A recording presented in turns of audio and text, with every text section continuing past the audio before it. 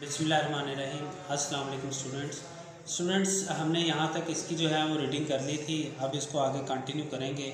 इससे पीछे हमने पढ़ा था कि वो लड़के कुछ ऐसे लड़के होते हैं कि जो पढ़ने में तो अच्छे होते हैं लेकिन वो दूसरी एक्टिविटीज़ में यानी खेलों वगैरह में ज़्यादा इंटरेस्ट शो करते हैं, जिसकी वजह से अपना बहुत सा वक्त ज़ाया कर लेते हैं और फेल हो जाते हैं।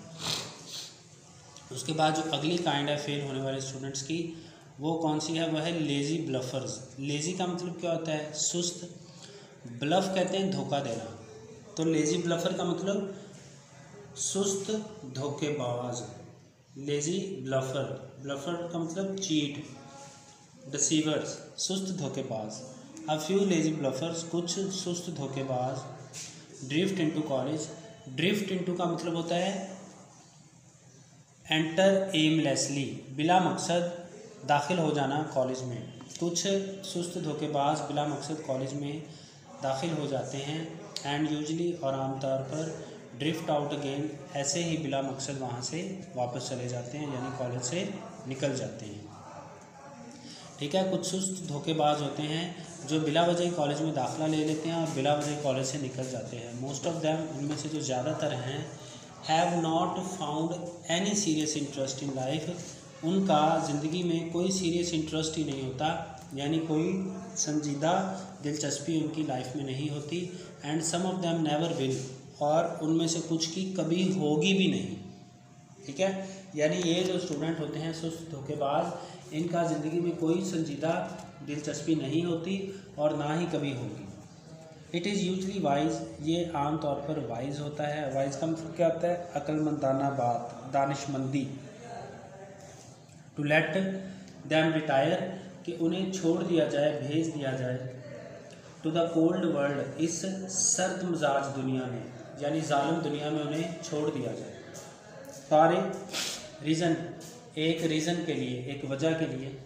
And find out by experience, और उन्हें पता चले तजर्बे से। हाउ मच डिमांड, कि कितनी ज़्यादा डिमांड देयर इज़, वहाँ है, फॉर ए लेज़ी ब्लफर, एक सुस्त धोखाबाज के लिए।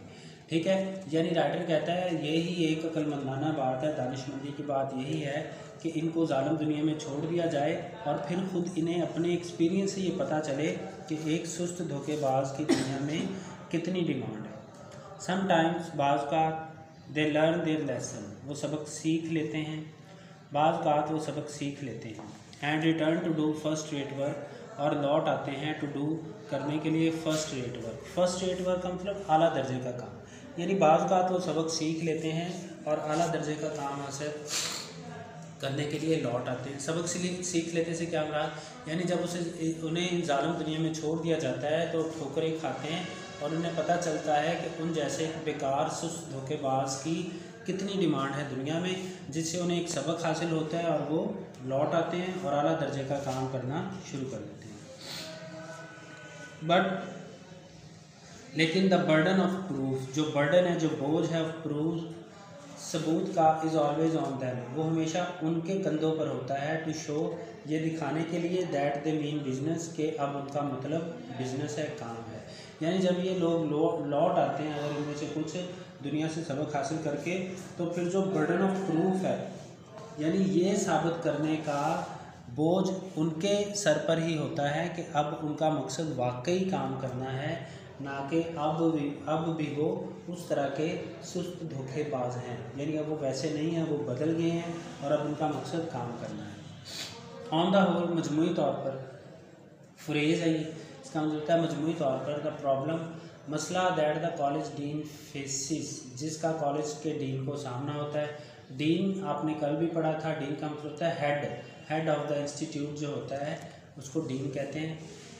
Calls for about the same diagnostic ability, ये मुतालबा करता है, कॉल फॉर मुतालबा करता है, डिमांड करता है, सेम डायग्नोस्टिक एबिलिटी, वैसी ही एक डायग्नोज करने वाली एबिलिटी। डायग्नोस्टिक एबिलिटी क्या होती है? आपको पता है कि जो एक डॉक्टर है वो जब एक मरीज़ की बीमारी का पता चलाता है तो उसको कहते हैं डायग्नोज करना। ठीक है, तो एक वैसी ही डायग्नोस्टिक एबिलिटी होनी चाहिए किसके अंदर? डीन के अंदर, यानी उसे उसके अंदर ये सलाहियत होनी चाहिए कि वो पता चला सके कि बच्चे को क्या बीमारी है या बच्चा जो है वो क्यों काम नहीं कर रहा। एज द फिजिशियन, जो एक डॉक्टर की होती है, यानी मजमूई तौर पर जो मसला है कॉलेज डीन जिसका सामना करता है वो ये मसला मुतालबा करता है कि कॉलेज के डीन के पास एक डॉक्टर जैसी डायग्नोस्टिक एबिलिटी होनी चाहिए। He is helping the young man, वो मदद कर रहा होता है उन नौजवानों की अंडर हिम जो उसके मातहत हैं, टू सी, समझने में, लाइफ स्टेडली, ज़िंदगी को मुस्तकिल तौर पर, एंड सी इट होल, और मजमूई तौर पर, यानी जो उसके अंडर नौजवान होते हैं वो उनको ज़िंदगी को मुस्तकिल तौर पर और मजमूई तौर पर समझने में उनकी मदद कर रहा होता है। If he can save boys, अगर वो लड़कों को बचा सके, फ्रॉम फेलियर, नाकामी से, थ्रू फुलिशनेस, जो हमाकत की वजह से होती है, सिकनेस, बीमारी की वजह से, एंड सिन, और गुनाह की वजह से, यानी वो लड़के जो अपनी हमाकत की वजह से, बीमारी की वजह से या फिर गुनाह यानी बुराइयों की वजह से फेल हो जाते हैं, अगर वो उनको बचा सके, he is doing his part of the job, तो इसका मतलब है वो अपना जो पार्ट ऑफ जॉब है, अपना काम जो है वो सही तौर पर कर रहा है। ठीक है ना, यानी अगर वो स्टूडेंट्स को फेलियर से बचा ले जो मुख्तलिफ वजूहात की बिना पर होता है, तो इसका मतलब है कि जो डीन है वो अपना काम सही तौर पर सर अंजाम दे रहा है।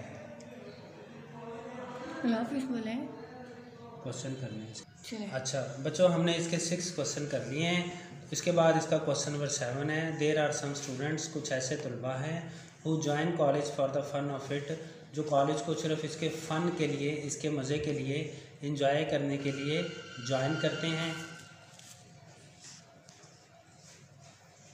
Should they be allowed to stay, क्या उनको यहाँ यानी कॉलेज में स्टे करने की इजाज़त होनी चाहिए।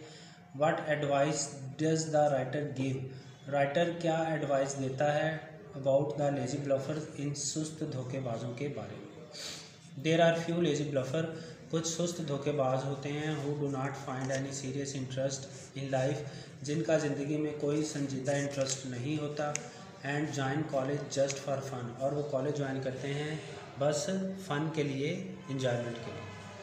समटाइम्स, बाज़ दे लर्न अ लेसन, वो सबक सीख लेते हैं, and return to do first rate work, और वापस आकर आला दर्जे का काम करना शुरू कर देते हैं। द राइटर एडवाइजेस, राइटर ये मशवरा देता है that they should not be allowed, कि उन्हें इजाज़त नहीं होनी चाहिए, टू स्टे, रुकने की, if they do not change their behaviour, अगर वो अपना रवैया नहीं बदलते, बिकॉज, क्योंकि one black sheep can contaminate others too, इसका मतलब है एक गंदी मछली पूरे जल को गंदा कर सकती है, तो फिर उन्हें वहाँ रुकने की इजाज़त नहीं होनी चाहिए अगर वो अपना रवैया तब्दील नहीं करते, क्योंकि एक गंदी मछली जो है वो पूरे जल को गंदा कर सकती है। ठीक है बच्चों, ये चैप्टर आपका कंप्लीट होगा इंशाल्लाह। कल इसके सिनोनिम्स करेंगे और परसों नया चैप्टर स्टार्ट करेंगे। अल्लाह हाफिज़।